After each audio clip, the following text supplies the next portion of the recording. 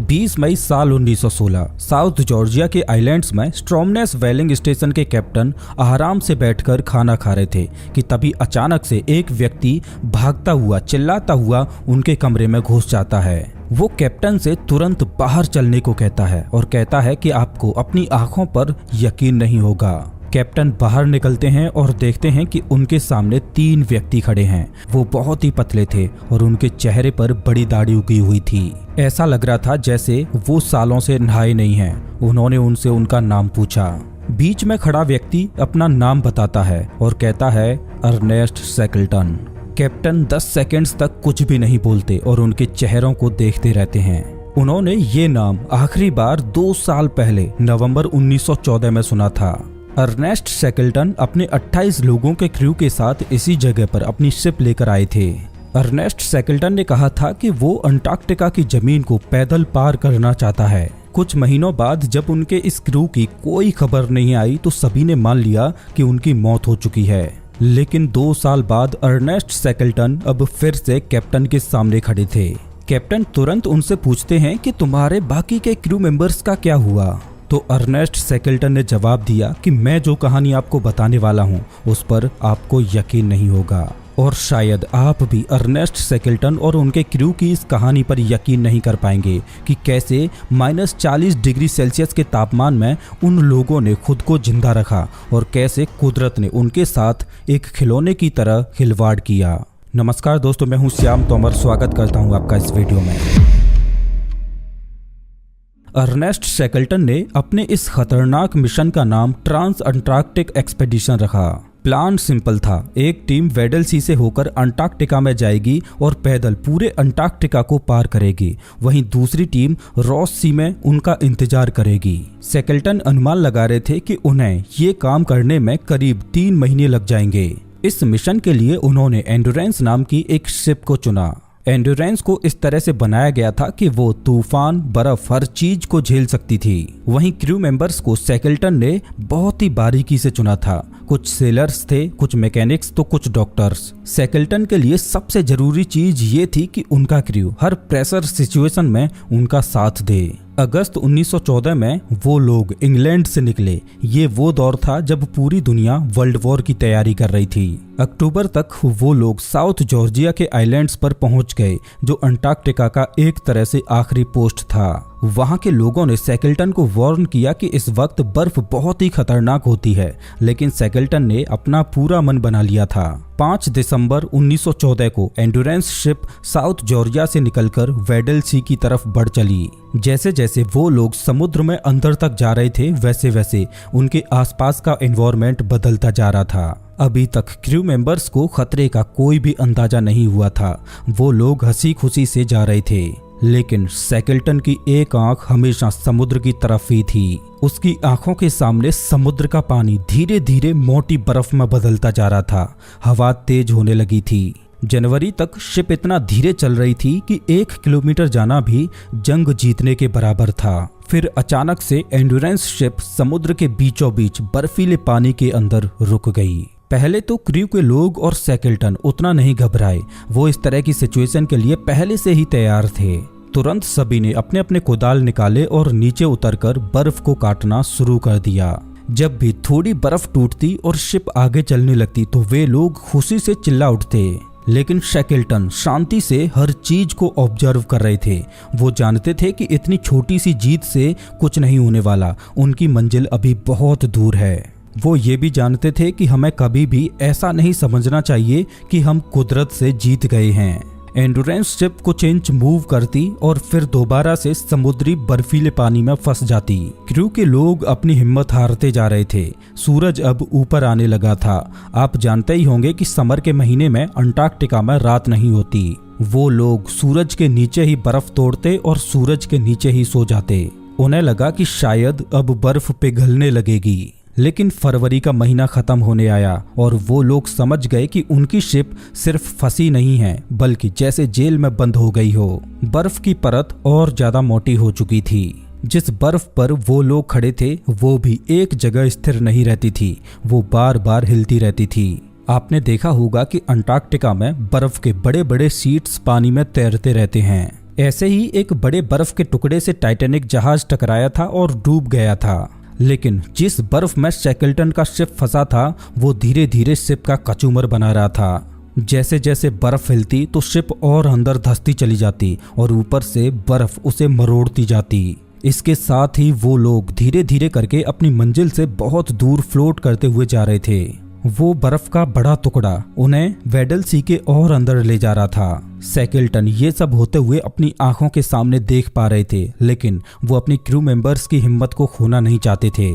उन्होंने उन्हें हर दिन एक रूटीन पर लगा दिया था। वो लोग कुत्तों के साथ खेलते, बर्फ के ऊपर फुटबॉल खेलते और फिर शिप के आसपास की बर्फ को तोड़ने में जुट जाते। अब शैकल्टन ने अपने सपने को टूटते हुए महसूस कर लिया था। वो समझ चुके थे कि अब अंटार्कटिका को पार करना इम्पॉसिबल हो गया है। उनका मिशन शुरू होने से पहले ही खत्म हो चुका था। मार्च तक तापमान बहुत ही कम होने लगा था। हर दिन -20 डिग्री सेल्सियस से -30 डिग्री सेल्सियस तक तापमान रहता। एंड्योरेंस शिप मानो बर्फ की कब्र में जा चुकी थी। उनका खाना भी धीरे धीरे कम होता जा रहा था। अब क्रू मेंबर्स हर दिन पेंगुइन्स और सील्स का शिकार करने के लिए जाते थे। वो लोग उम्मीद कर रहे थे कि शायद वसंत ऋतु तक बर्फ पिघल जाएगी। उन्होंने स्लेजेस बनवाए, लाइफ बोट्स को ठीक करवाया और सारे सप्लाईज को ऑर्गेनाइज करवाया। अब वो लोग अंटार्कटिका से लड़ने की तैयारी में जुट गए थे। अप्रैल का महीना आया और बर्फ के वो शीट्स और वॉयलेंट तरीके से हिलने लगे। बर्फ के क्रैक होने की तेज आवाजें आने लगीं, जैसे मानो तोप के गोले चल रहे हों। और बीच में उनकी एंड्योरेंस शिप फंसी हुई थी। 14 अप्रैल को एक वेव ने एंड्योरेंस शिप के तख्ते को तोड़कर रख दिया। स्टील बोल्ट्स गोली की तरफ बाहर आने लगे और शिप में पानी भरना शुरू हो गया। शैकल्टन ने तब सभी को आवाज दी कि शिप को तुरंत खाली कर दिया जाए। मई तक सूरज पूरी तरह से गायब हो चुका था। क्रू मेंबर्स ने बर्फ के ऊपर ही अपने टेंट्स लगा लिए और उसे द ओशियन कैंप का नाम दिया। उनकी लाइफ बोट्स वहीं पास में रखी हुई थीं। वहां ठंड इतनी ज़्यादा थी कि सभी क्रू मेंबर्स को एक साथ चिपक कर सोना पड़ता था। शिप पर उनके साथ एक फोटोग्राफर भी था जिसने फंसी हुई शिप के फोटोज लिए, जिन्हें आप अभी अपनी स्क्रीन पर देख पा रहे हो। देखते ही देखते अक्टूबर का महीना आ गया और अब वो लोग एक्सप्लोरर्स नहीं बल्कि सर्वाइवर्स बन चुके थे। 9 महीनों से एंड्योरेंस शिप बर्फ में फंसी हुई थी और अभी तक वो लोग करीब 2000 किलोमीटर तक गलत दिशा में फ्लोट कर चुके थे। फाइनली 21 नवंबर 1914 को एंड्योरेंस शिप पूरी तरह से टूट गई।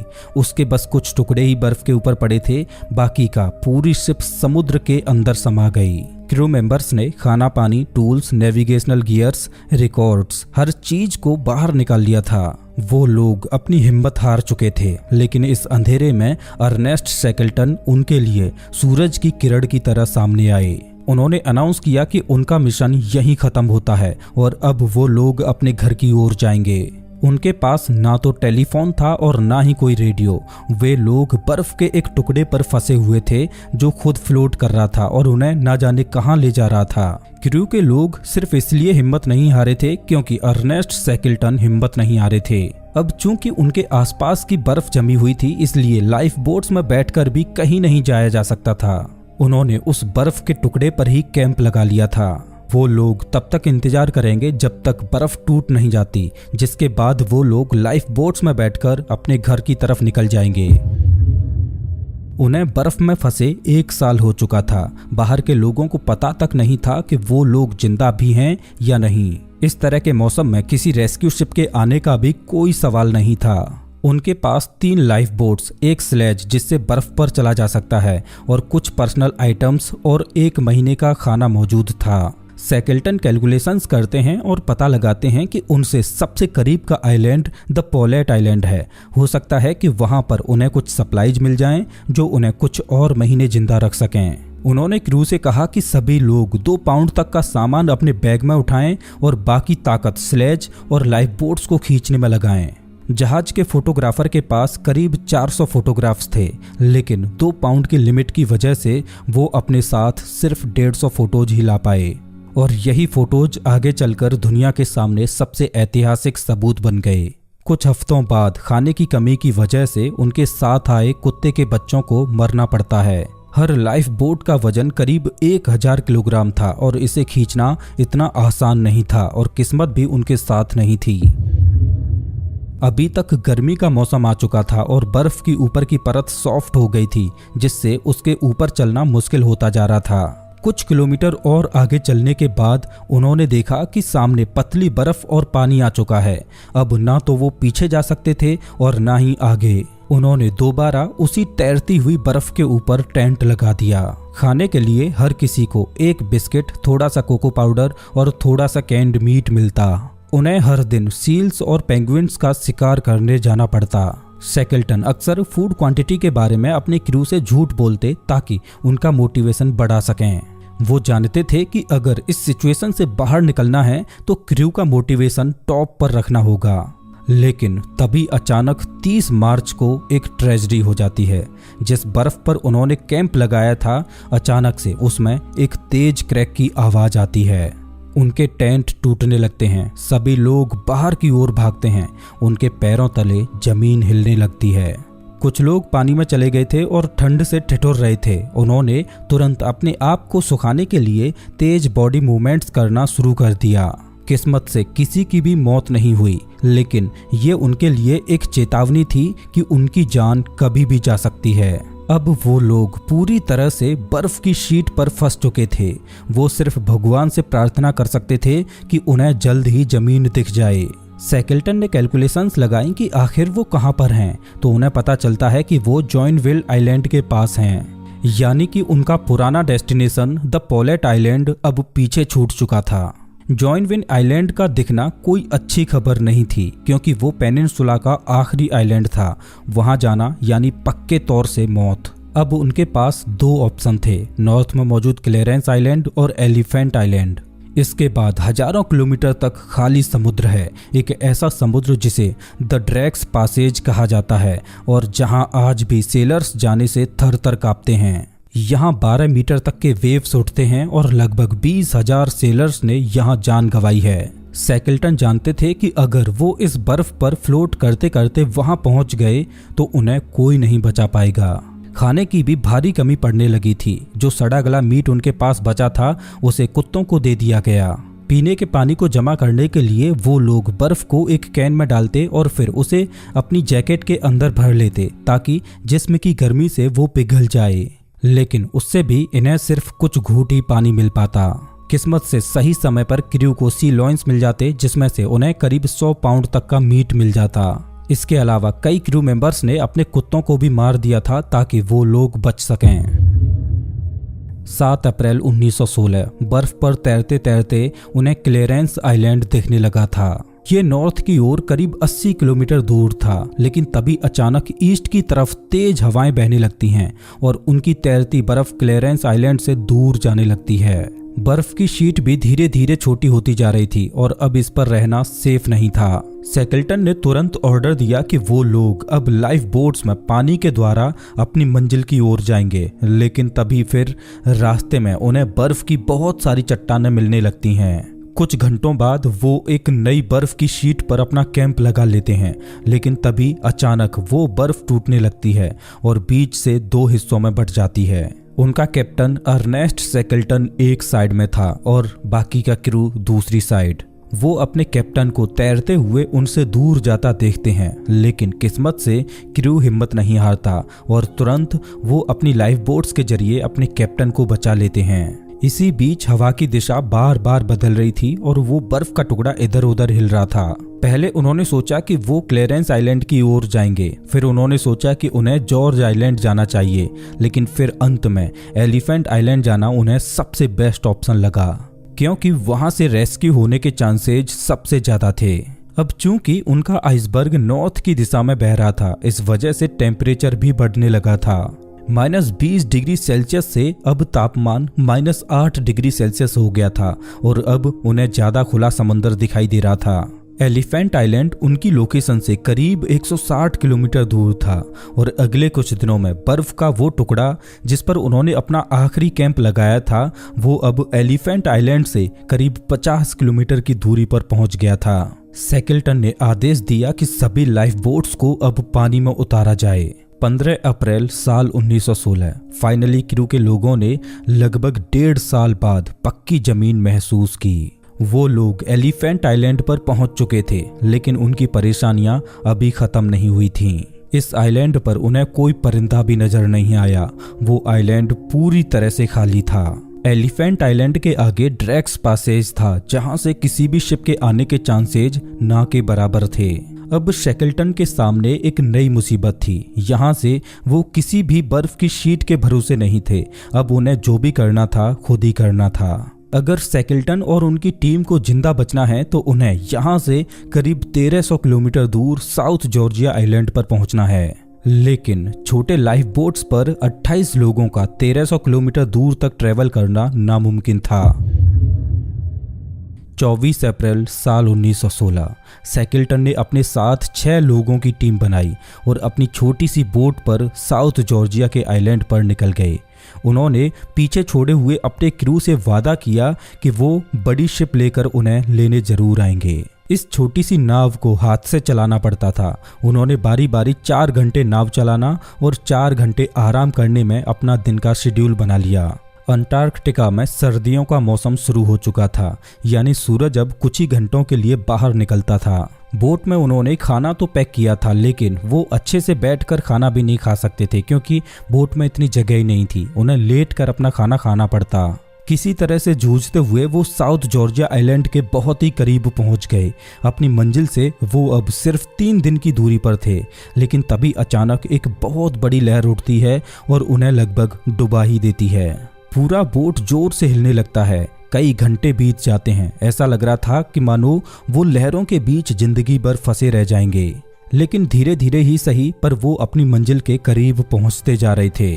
और फाइनली 10 मई 1916 को वो लोग साउथ जॉर्जिया के आइलैंड पर पहुंच जाते हैं। अब यहाँ पर एक परेशानी थी कि साउथ जॉर्जिया का आइलैंड करीब 100 स्क्वायर किलोमीटर का था और जिस जगह पर वो लोग लैंड किए थे वो इंसानी बस्ती से बिल्कुल उल्टी दिशा में थी।